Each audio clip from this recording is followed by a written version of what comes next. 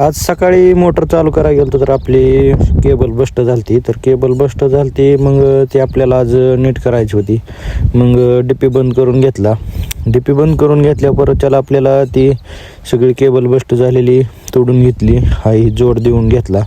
जोड देऊन घेतल्यावर परत मग घरापासल्या विहिरीजवळची केबल फाणायचं होतं. सोन्या मामाला ती त्यांनी काढली होती, तर मग ती टाकून जोडायची होती. तर मग जाऊन ती सगळी टाकून घेतली. टाकून घेतली. आज आपल्याला 3 नंबरचा प्लॉट बांधून घ्यायचा होता. त्याच्यासाठी हाण्यागाणी आम्ही बेसळ टाकायला गेलतो. तर सगळी बेसळ ही फोडून पोती कालवून घेतली. कालवून घेतल्यावरती सगळी टाकून घेतली.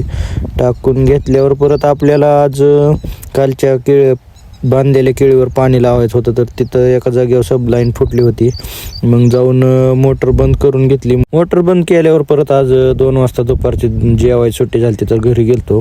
घरी गेल्यावर मावडी आपली लईच लाडाला आलती, तर त्याच्यासोबत थोड्या वेळ टाइमपास केला. तिथून पुढं मग आपल्याला आज 7-8 वळीला शेणखत टाकायचा होता. ते टाकायचा होता दुपारनं भरून राहिलेला.